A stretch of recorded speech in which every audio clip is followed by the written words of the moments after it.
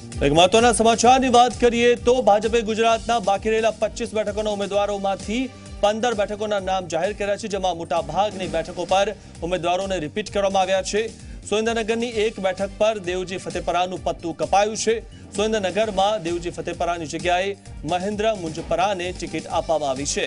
આ સિવાય કચ્છમાં વિનોદ ચાવડા, સાબરકાંઠામાં દીપસિંહ રાઠોડ, અમરેલીમાં નારાયણ કાછડિયા, ખેડામાં દેવુસિંહ ચૌહાણ, દાહોદમાં જસવંતસિંહ ભાભોર, બારડોલીમાં પ્રભુ વસાવા, વલસાડમાં કેસી પટેલ, રાજકોટમાં મોહન કુંડારિયા, જામનગરમાં પૂનમબેન માડમ, અમદાવાદ પશ્ચિમમાં કિરીટ સોલંકી, ભાવનગરમાં ભારતીબેન શિયાળ, વડોદરામાં રંજનબેન ભટ્ટ, ભરૂચમાં મનસુખ વસાવા અને નવસારીમાં સીઆર પાટીલને રિપીટ કરવામાં આવ્યા છે।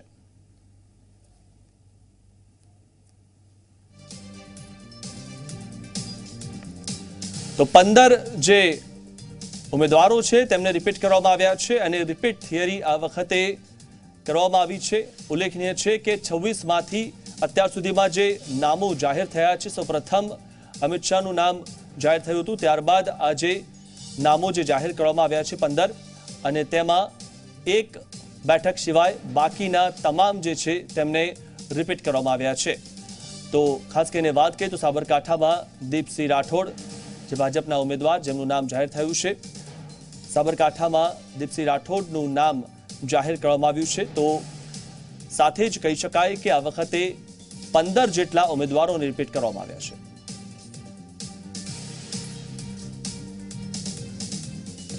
Shri Vinod Bhai Chavda, now Gujarat starts, Kutch.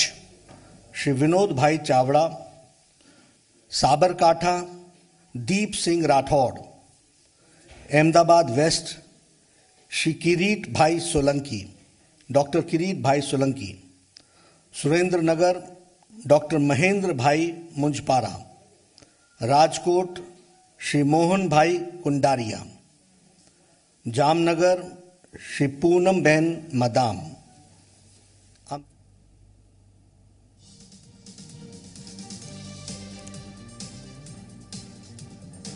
તો અમરેલીમાં નારાયણ કાછડિયાને ટિકિટ આપવામાં આવી છે, કચ્છમાં વિનોદ ચાવડાને ટિકિટ આપવામાં આવી છે અને જે રીતે આ સાંસદોને રિપીટ કરવામાં આવ્યા છે ત્યારે કહી શકાય કે જે સાંસદો જીતી શકે તેવાને જ રિપીટ કરવામાં આવ્યા છે।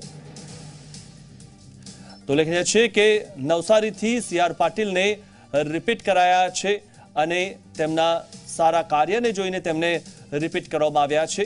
ત્યારે તેમણે કીધું હતું અમારા સંવાદદાતાને કે તેમને જ્યારે રિપીટ કરવામાં આવ્યા છે તો વધુ તેઓ જો ચૂંટાશે તો વધુ સારું કાર્ય કરશે અને અત્યાર સુધીમાં તેમણે જે રીતે 3 ગામો દત્તક લઈને અને તે ગામોનો વિકાસ કર્યો હતો તો તે રીતે તેમના કાર્યને જોઈને અને તેમને રિપીટ કરવામાં આવ્યા છે।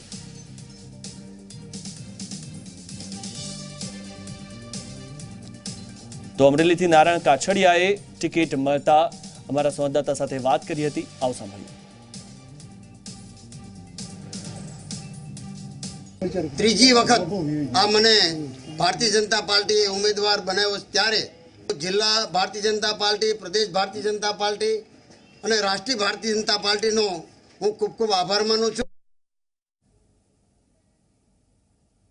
पूरी कोशिश रहेगी, प्रामाणिक प्रयत्न के साथ परिणाम तक ले जाने के लिए पूरी ताकत लगाऊंगा। खास इस बार जीत के जिससे ज्यादा लीड पर फोकस रहेगा क्या है? नहीं, मेरा फोकस सिर्फ जीत पर रहेगा। कार्यकर्ता जो काम करते हैं उसकी वजह से लीड होती है। उम्मीदवार का काम है जीतना और उसके ऊपर मेरा टारगेट है। टारगेट तोड़ेंगे क्या? नहीं, ऐसा कोई कोशिश नहीं है, ना तोड़ने का ना जीतने का टारगेट है और जरूर तीसरी बार जीतने का टारगेट नीचे करेंगे। તો હાલમાં જે રીતે જીતનો જશ્ન મનાવવામાં આવી રહ્યો છે કારણ કે જે રીતે 15 જે સાંસદો છે તેમને રિપીટ કરવામાં આવ્યા છે અને ગુજરાતમાં 26 માંથી 15 સાંસદોને રિપીટ કરાયા છે ત્યારે હાલમાં જીતનો જશ્ન મનાવાઈ રહ્યો છે। તેમના સમર્થકો હાલમાં ફટાકડા ફોડીને ઉજવણી કરી રહ્યા છે। તો જે રીતે 15 જે નામો છે ભાજપના લોકસભાના ઉમેદવારની જે છઠ્ઠી યાદી જાહેર થઈ અને તેમાં સુરેન્દ્રનગરથી મહેન્દ્ર મુંજપરાનું નામ સામે આવ્યું છે ત્યારે સુરેન્દ્રનગર એક બેઠક એવી છે કે જ્યાં રિપીટ નથી કરવામાં આવ્યા।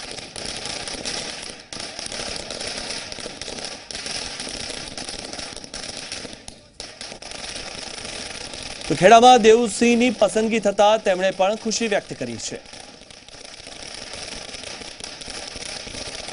દેવ વડાપ્રધાન નરેન્દ્રભાઈ મોદી સાહેબે ન્યૂ ઇન્ડિયાના સંકલ્પ સાથે જે 5 વર્ષ કામ કર્યું અને 5 વર્ષના એ કામના સહભાગી તરીકે કામ કરવાની તક મળી અને આજે ફરીથી શ્રદ્ધેય વડાપ્રધાન નરેન્દ્રભાઈ મોદી સાહેબ અને પરમ આદરણીય દેશના રાષ્ટ્રીય અધ્યક્ષ અમિતભાઈ શાહ સાહેબના આશીર્વાદથી આજે ભારતીય જનતા પાર્ટીના કાર્યકર્તા તરીકે મને ખેડા લોકસભામાં ઉમેદવાર બનાવ્યો છે ત્યારે હું નતમસ્તક થઈને બંને શ્રદ્ધેય નેતાઓનો આભાર માનું છું. તો ભારતીબેન શિયાળે ભાવનગર લોકસભા બેઠકના ઉમેદવાર જાહેર કરાતા ખુશી વ્યક્ત કરી હતી. ભારતીબેનને રિપીટ કરી ભાજપે તેમના પર વિશ્વાસ રાખ્યો હોવાથી તેમણે આભાર વ્યક્ત કર્યો હતો. મને ફરી વખત ભારતીય જનતા પાર્ટીએ એક વખત ઉમેદવારી કરવાની તક આપી છે. ખૂબ ગૌરવની લાગણી થાય છે. છેલ્લા 5 વર્ષમાં મારા સાંસદકાળ દરમિયાન મેં પૂરી નિષ્ઠા અને પ્રામાણિકતાથી લોકોના કામ કરવાનો પ્રયત્ન કર્યો છે. ભાવનગર માટે વિકાસના દ્વાર ખોલવાનો પ્રયત્ન કર્યો છે. ફરી વખત જો સાંસદ બનવાની તક મળશે તો હું પૂરી પ્રામાણિકતાથી આ મારી જે વિકાસની યાત્રા છે ભાવનગર અને બોટાદની એ ચાલુ રાખવાનો પ્રયત્ન કરીશ ચોક્કસ. અને હજી ઘણા બધા કામ એવા પણ છે કે જે મારા આ એક સાંસદકાળ દરમિયાન કદાચ નથી થઈ શક્યા તો એને પૂરી તાકાતથી અને વેગથી એ વિકાસના કાર્યો આગળ ધપાવવાની તક મળશે. અને ખાસ કરીને સમગ્ર દેશ અત્યારે દેશનો એક નાગરિક એવું ઈચ્છી રહ્યો છે કે આ દેશના વડાપ્રધાન માનની નરેન્દ્રભાઈ મોદી સાહેબ એ ફરી વખત બનવા જોઈએ. કારણ કે ગઈ સરકારનું કામ લોકોએ જોયું છે. સમગ્ર દેશે એવી અનુભૂતિ કરી છે કે બધાના જીવનમાં પરિવર્તન આવ્યું છે. દેશનું એક પણ ક્ષેત્ર એવું નથી કે જ્યાં વિકાસ ન થયો હોય, લોકોના જીવનમાં પરિવર્તન ન આવ્યું હોય. માત્ર દેશમાં નહીં પણ સમગ્ર વિશ્વમાં પણ જે રીતે માનનીય નરેન્દ્રભાઈએ ભારત દેશનું નામ રોશન કર્યું છે, સીમાડાઓને પણ સુરક્ષિત કર્યા છે અને એ રીતે સમગ્ર દેશ પણ અત્યારે ભારતીય જનતા પાર્ટી સાથે અને માનનીય નરેન્દ્રભાઈ મોદી સાથે છે. ત્યારે ફરી વખત આ દેશના વડાપ્રધાન સ્પષ્ટ બહુમતી સાથે માનનીય નરેન્દ્રભાઈ બનવાના છે એ નિશ્ચિત વાત છે. ભાવનગર લોકસભાનું કમળ પણ અમે જંગી લીડથી જીતીને માનનીય નરેન્દ્રભાઈની વિજયમાળામાં પહેરાવીશું. ગયા વખત કરતાં પણ અમે જંગી લીડથી, ઐતિહાસિક લીડથી ભાવનગર લોકસભા સીટ જીતીશું. કારણ કે લોકોમાં પણ ખૂબ ઉત્સાહ છે. લોકોને ભરોસો અને વિશ્વાસ ભારતીય જનતા પાર્ટી ઉપર છે. અમારા કાર્યકરોમાં પણ ખૂબ ઉત્સાહ છે. ત્યારે અમે ફરી વખત જંગી લીડથી જીતીશું.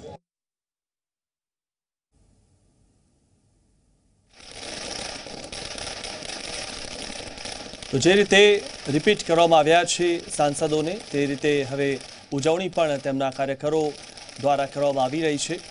તો ખાસ કરીને વડોદરાની વાત કરીએ તો વડોદરામાં પણ રંજનબેનને રિપીટ કરવામાં આવ્યા છે. ત્યારે વડોદરાની જનતા શું કહે છે?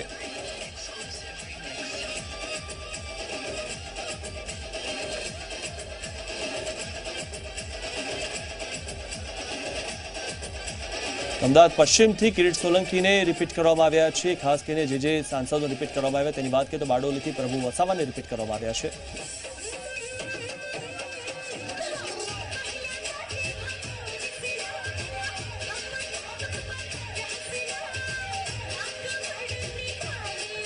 લોકસભા 2019ની ચૂંટણી માટે જે પ્રકારની દાવેદારી નોંધવામાં આવી હતી અને ભારતીય જનતા પાર્ટી દ્વારા જે ઉમેદવારો જાહેર કરાયા છે તેમાં વડોદરાના સાંસદ રંજનબેન ભટ્ટને રિપીટ કરવામાં આવ્યા છે.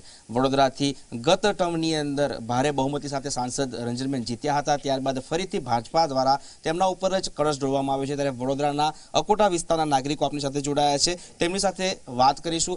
સૌથી પહેલા આપણી પાસે આવી જે રીતે રંજનબેનને રિપીટ કરવામાં આવ્યા છે, ફરીથી ચૂંટણી લડવાના છે, ફરીથી વડોદરામાં સાંસદ બનીને જશે એવો સંભાવના વ્યક્ત કરી રહ્યા છે. શું કહીશું તેમને પસંદ કરવામાં આવ્યા છે? એમની પસંદગી તો સારી વસ્તુ છે. બરોડા સિક્યોર સીટ છે, રંજનબેન ચૂંટાવાના છે. પણ એઝ અ નાગરિક તરીકે અમને જે એમની પાસેથી અપેક્ષાઓ હતી એમાં ખરા ઉતર્યા નથી. અમે બેઝિકલી બીજેપી અને મોદી સાહેબના એમના પર અમે વોટ અમે આપી શક્યું. બાકી એમની લાયકાત પ્રમાણે અમને તો બહુ યોગ્ય લાગતું નથી. ચોક્કસથી આપની પણ પ્રતિક્રિયા લઈ શું કહીશું આપ સાંસદ તરીકે ફરીથી એમના પર પસંદગી ઢોળાઈ છે? એમને સિલેક્ટ કરવામાં આવ્યા છે, હવે કામ તો કરીને બતાવવું જ પડશે. કારણ કે બધી વખતે બીજી ટર્મ કોઈને મળે નહીં. આ વખતે જો બીજેપીનું બ્રાન્ડ નેમ બરોડા ખાતે ચલાવવું હશે તો રંજનબેને કામ કરવું પડશે અને લોકસંપર્ક કરી બતાવવો પડશે. સાંસદે કામ કરવું પડશે ભાઈ કહી રહ્યા છે. આપ શું કહેશો, કેમ કે બીજી વખત રિપીટ કરવામાં આવ્યા છે, ભારતીય જનતા પાર્ટીએ વિશ્વાસ મૂક્યો છે? હું આમનો બેવ સાથે સંમત છું કે આ બીજી ટર્મ મળે છે, દર વખતે બીજી ટર્મ મળતી નથી. અને મોદી સાહેબના નામ પર વડોદરાની ભાજપની સૌથી સિક્યોર સીટ છે. પણ અમે લાસ્ટ ટર્મમાં અમે જોયું છે કે અમારા વિસ્તારમાં છેલ્લા 5 વર્ષમાં રંજનબેનની ક્યાંય મુલાકાત અમારા વિસ્તારમાં થઈ હોય એવું કોઈ દિવસ અમારા ધ્યાનમાં આવ્યું નથી. એટલે અમે આશા રાખીએ કે આ વખતે રંજનબેન આ વિસ્તારનો ધ્યાનમાં રાખે અને આ વિસ્તાર માટે જરૂરી જે બી કાર્ય હોય એ કરે. ચોક્કસથી જરૂરી કામકાજ થાય, વિકાસના કામ અકોટા વિસ્તારમાં થાય એવી લાગણી ભાઈ વ્યક્ત કરે છે. આપ શું કહેશો? આપ તબીબ પણ છો, કેવી નજરે જોઈ રહ્યા છો સાંસદને રિપીટ કરવામાં આવ્યા છે? અમે નરેન્દ્ર મોદી સાહેબને લીધે વોટ આપેલો અને કામ જોઈએ એવા થયા નથી. જે આખા 5 વર્ષની અંદર અમારા વિસ્તારની અંદર મને લાગતું નથી કે રંજનબેન ભટ્ટ એક વખત આવ્યા હોય.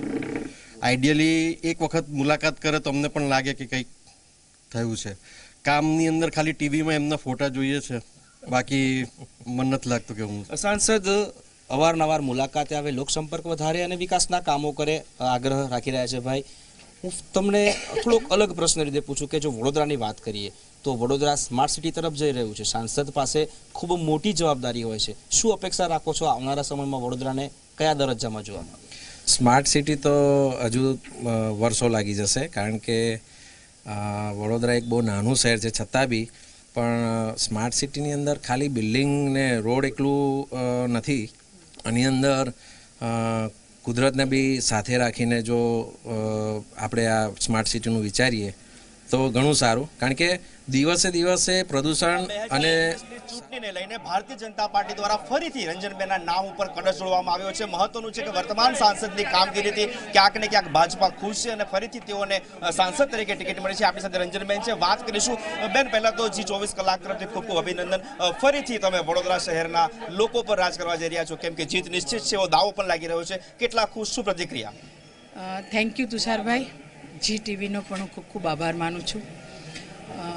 દેશના પ્રધાનમંત્રી આદરણીય નરેન્દ્રભાઈનો હું ખૂબ ખૂબ આભાર માનું છું. રાષ્ટ્રીય અધ્યક્ષ આદરણીય અમિતભાઈ શાહનો પણ હું ખૂબ ખૂબ આભાર માનું છું. ગુજરાત રાજ્યના મુખ્યમંત્રી આદરણીય વિજયભાઈ રૂપાણીજીનો પણ હું ખૂબ ખૂબ આભાર માનું છું. નાયબ મુખ્યમંત્રી શ્રી આદરણીય નીતિનભાઈ પટેલનો પણ હું ખૂબ ખૂબ આભાર માનું છું. પ્રદેશ અધ્યક્ષ આદરણીય જીતુભાઈ વાઘાણીજીનો પણ હું ખૂબ ખૂબ આભાર માનું છું. રાષ્ટ્રીય પાર્લામેન્ટરી બોર્ડનો આભાર માનું છું. પ્રદેશની પાર્લામેન્ટરી બોર્ડનો પણ ખૂબ ખૂબ આભાર માનું છું.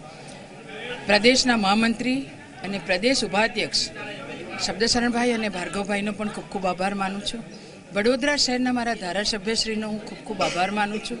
વડોદરા શહેરના કોર્પોરેટરોનો હું ખૂબ આભાર માનું છું. વડોદરા શહેરના મારા સંગઠનની ટીમનો ખૂબ આભાર માનું છું. વડોદરા શહેરના મારા પ્રમુખ, મહામંત્રી, જે મંડળની ટીમ છે એ કાર્યકર્તાનો ખૂબ આભાર માનું છું.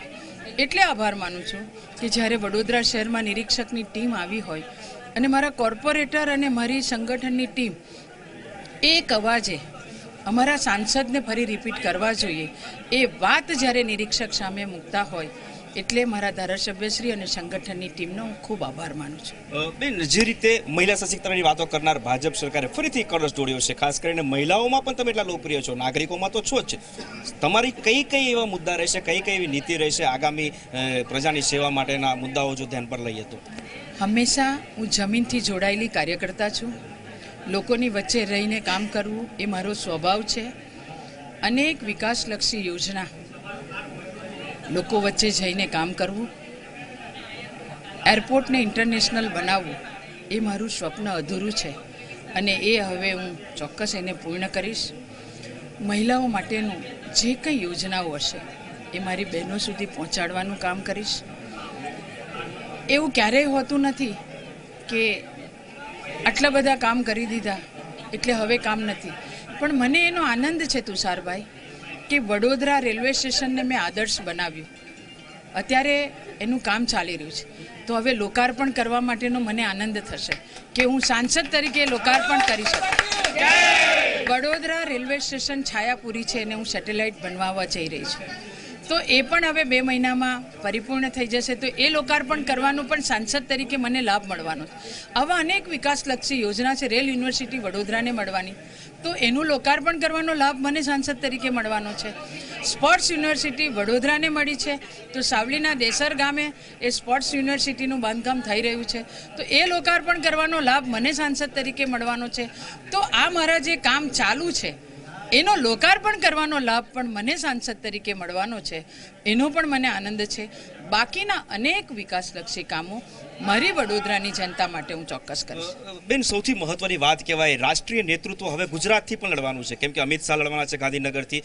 25 સીટો જે અન્ય છે ગાંધીનગરને બાદ કરતા, શું પ્રભાવ રહેશે? સાંસદ તરીકે આપ પણ અનુભવી છો, અમિતભાઈના લડવાથી કેટલો ફાયદો, કેટલા આશાવાદ છે બાકીની 25 સીટોને લઈને?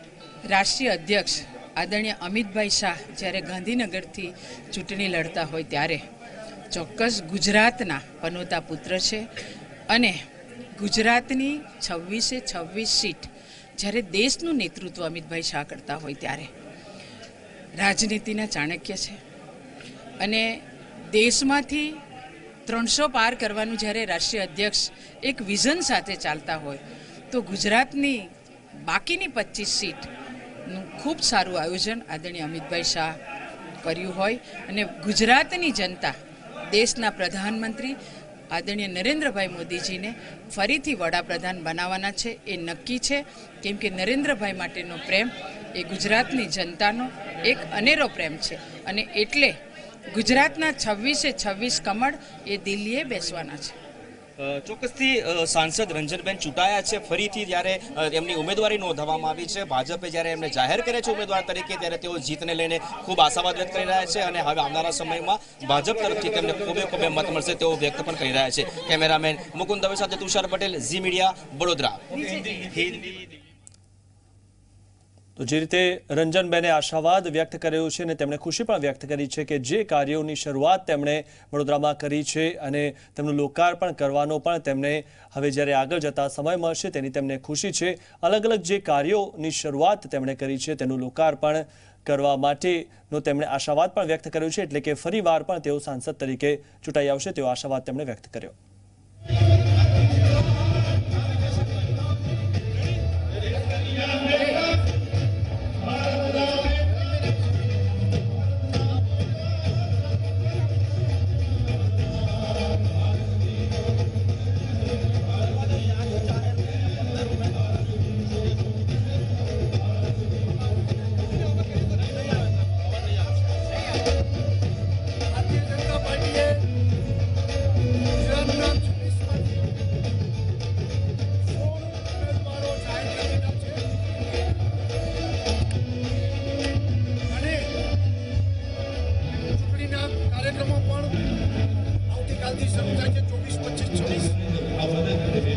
ભારતીય જનતા પાર્ટી વિશેષ રીતે આ દરેક પ્રક્રિયામાં અમે કોંગ્રેસથી આગળ છીએ, આગળ રહીશું, અને 26 બેઠક ભારતીય જનતા પાર્ટી જીતશે, એમાં કોઈ મિનિમેટ નથી. સર, સુરેન્દ્રનગર માટેનું શું કારણ છે બદલાવ? ત્યાંના કાર્યકર્તાઓએ જે કંઈ લાગણી વ્યક્ત કરી છે એના આધારે અમે લોકોએ નિર્ણય કરતા કોઈ કુકડું પકડું ક્યાંય છે જ નહીં. એક પછી એક અમે જાહેરાત કરતા 3 વિધાનસભાની પેટા ચૂંટણીની પણ જાહેરાત થઈ ગઈ છે. 3 ધારાસભ્યોના નામો પણ અમે જાહેર કરી. બાકીના ક્યાં સુધીમાં ડિક્લેર કરશે? ધીરે ધીરે થઈ જશે. Thank you. તો મુખ્યમંત્રી વિજય રૂપાણીએ પણ વિશ્વાસ વ્યક્ત કર્યો કે જે રીતે હાલમાં નામો જે જાહેર થયા છે તેના પરથી ચોક્કસથી કહી શકાય કે 26 જે બેઠકો છે ગુજરાતની લોકસભાની તે ભાજપ જીતશે તેવો મુખ્યમંત્રીએ પણ આશાવાદ વ્યક્ત કર્યો છે, અને બાકીના જે નામો છે તે પણ ટૂંક સમયમાં જાહેર થશે. જે રીતે હાલમાં સાંસદોને રિપીટ કરાયા છે અને કાર્યકર્તાઓ દ્વારા તેમને રિપીટ કરવામાં આવવાની જે માંગ કરવામાં આવી છે તેના દ્વારા તેમને હવે રિપીટ કરવામાં આવ્યા છે, ત્યારે તેમણે પણ ખુશી વ્યક્ત કરી હતી. એક સુરેન્દ્રનગર બેઠક જ્યાં મહેન્દ્ર મુજપરાને ટિકિટ આપવામાં આવી છે ત્યાં રિપીટ નથી કરાયા, બાકીના જે આજે નામો જાહેર થયા તેમને રિપીટ કરવામાં આવ્યા છે.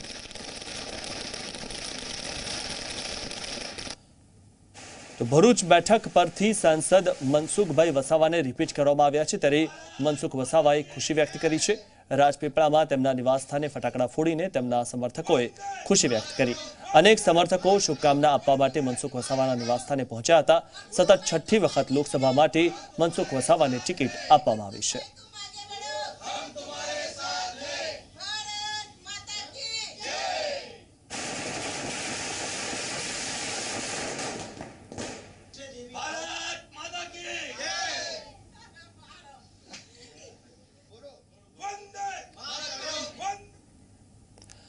તો આ તરફ સુરેન્દ્રનગર બેઠક પરથી મહેન્દ્ર મુંજપરાનું નામ જાહેર થતા ખુશી વ્યક્ત કરી હતી. તો ઉલ્લેખનીય છે કે સુરેન્દ્રનગર બેઠક પરથી જે મહેન્દ્ર મુંજપરાનું નામ જાહેર થયું છે, સુરેન્દ્રનગર બેઠક પર જે રીતે રિપીટ નથી કરાયા સાંસદને અને મહેન્દ્ર મુંજપરાનું નામ જાહેર થયું છે, જાહેર થતાં જ તેમણે ખુશી વ્યક્ત કરી હતી અને કાર્યકરોએ પણ ખુશી વ્યક્ત કરી હતી.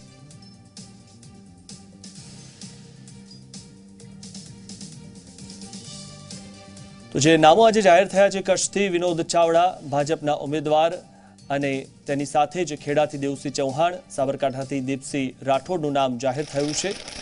તો બીજા જો નામોની વાત કરીએ તો 15 જે નામો છે તેમાં ડોક્ટર કિરીટ સોલંકી જે અમદાવાદ પશ્ચિમથી તેમનું નામ જાહેર થયું છે. રાજકોટથી મોહન કુંડારિયા, સુરેન્દ્રનગરથી મહેન્દ્ર મુંજપરાનું નામ જાહેર થયું છે. ત્યારે સુરેન્દ્રનગર એક બેઠક એવી છે કે જ્યાં રિપીટ નથી કરાયા. જામનગરથી પૂનમ માડમ તેમનું નામ રિપીટ થયું છે. અમરેલીથી નારાયણ કાછડિયા તેમનું નામ પણ રિપીટ કરવામાં આવ્યું છે. ભાવનગરથી ભારતીબેન શિયાળ, બારડોલીથી પ્રભુ વસાવા તેમનું નામ પણ રિપીટ થયું છે. તો ઘણા બધા જે સાંસદો છે તેમને રિપીટ કરવામાં આવ્યા છે. વડોદરાથી રંજનબેન ભટ્ટ, નવસારીથી CR પાટીલનું નામ રિપીટ કરવામાં આવ્યું છે. વલસાડથી KC પટેલ અને ભરૂચથી મનસુખ વસાવાનું નામ રિપીટ કરવામાં આવ્યું છે. તો જે રીતે સેન્સ લેવામાં આવે છે અને ત્યારે કાર્યકરો દ્વારા જે માંગણી કરવામાં આવતી હોય છે કે તેમના હાલના જે સાંસદ છે તેમને રિપીટ કરવામાં આવે. પહેલાં તો ખૂબ જ આનંદ થાય છે અને સૌથી પહેલાં તો માનનીય ભારતીય જનતા પાર્ટીના માનનીય અધ્યક્ષ અમિતભાઈ શાહ અને માનનીય નરેન્દ્ર મોદી સાહેબ અને ભારતીય જનતા પાર્ટીના તમામ કાર્યકરોનો હું ખૂબ ખૂબ આભાર માનું છું. સૌથી પહેલાં તો આપ રાજકારણથી તો સાવ અલગ જ છો. આ રાજકારણમાં સક્રિય નતા અને આપને ટિકિટ આપવામાં આવી છે, તો આપ કઈ આ મુદ્દાને લઈને ચૂંટણી લડવા જશો? હું તો પ્રજાનો સેવક છું અને મારા મોટાભાગના દર્દીઓ ગ્રામ્ય વિસ્તાર અને શહેરી વિસ્તાર બનેલા છે. એટલે શહેરના પ્રશ્નો અલગ હોય, ગ્રામ્યના ખેડૂતોના પ્રશ્નો અલગ હોય. એ બધા જ પ્રશ્નોનું બને એટલું વધારેમાં વધારે સોલ્યુશન આવે એવા પ્રયત્નો કરીશ હંમેશા. સુરેન્દ્રનગરમાં હાલ અનેક સમસ્યાઓ છે કે જે નથી હલ થઈ. પાણી પ્રશ્ન હોય કે રોડ રસ્તા, તે આપ માટે મોટો પડકાર છે. આપ કેવી રીતે એને ના સંપૂર્ણ, કારણ કે મને ખબર છે, કારણ કે હું મારા પત્નીએ પણ 9 ફૂટ ઊંડા પ્રેગ્નન્સી દરમિયાન 9 ફૂટ ઊંડા ખાડામાંથી પાણી એમણે સિંચેલું છે. એટલે મને પ્રશ્નોની ખબર છે અને એ પ્રશ્નોનો વહેલામાં વહેલો ઉકેલ આવશે એવો પ્રયત્ન કરીશ. પણ હાલ જો વાત કરીએ તો જિલ્લામાં 9 માંથી તો 4 તો કોંગ્રેસ પાસે છે, 5 તો આપ કઈ રીતે ભાજપ કઈ રીતે ચૂંટણી લડશે? સંસદના પ્રશ્નો અલગ હોય, વિધાનસભાના પ્રશ્નો અલગ હોય અને હંમેશા મારો નાતો પ્રજા સાથે જોડાયેલો છે. મારા 8.5 લાખથી વધારે તો દર્દીઓ છે.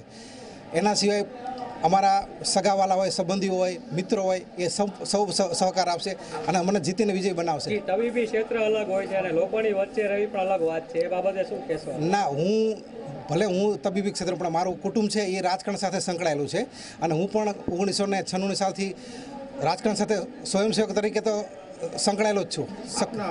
સામેના પક્ષમાં પણ જ્યારે કોળી ઉમેદવારની શક્યતા છે ત્યારે આપ એક કોળી ઉમેદવાર છો ને કોળી ઉમેદવારનું અત્યારે મહત્વ છે સુરેન્દ્રનગર જિલ્લાની સીટ ઉપર, તો એ રીતે કઈ આપ કેવી રીતે કોળી ઉમેદવારો મતદારો પાસે જશો? હું શિક્ષિત છું, MD ડૉક્ટર છું, ખૂબ સેવા કરી છે. મેં રામ ભોજનાલય નામની જે સંસ્થા ચાલે છે એમાં 2 રૂપિયામાં 9.5 વર્ષ સુધી સેવા કરેલી છે. ત્યાર પછી અહીંયા પ્રાઇવેટ દવાખાનામાં પણ મેં 10 રૂપિયાથી શરૂઆત કરેલી અને અત્યારે પણ ખૂબ જ હું સેવા કરું છું. અને કોઈ પણ સાધુ હોય, સંતો હોય, મહંતો હોય, આજુબાજુના વિદ્યાર્થીઓની બોર્ડિંગો છે, તમામને હું વિનામૂલ્યે સેવા આપું છું હાલમાં પણ. તો સુરેન્દ્રનગરથી મહેન્દ્ર મુંજપરાને જેમને ટિકિટ આપવામાં આવી છે તેમણે ખુશી વ્યક્ત કરી હતી અને તેમણે જે સેવા કાર્યો છે તે બાબતે પણ તેમણે વાત કરી હતી મીડિયા સામે અને તેમણે ખુશી વ્યક્ત કરતા કીધું હતું કે તેઓ પૂર્ણ રીતે વિજયી થશે અને વિજય થવાનો ચોક્કસ તેમને વિશ્વાસ પણ છે. સુરેન્દ્રનગર એક જ બેઠક કે જ્યાં રિપીટ નથી થયા સાંસદ અને ત્યાં મહેન્દ્ર મુજપરાને ટિકિટ આપવામાં આવી છે.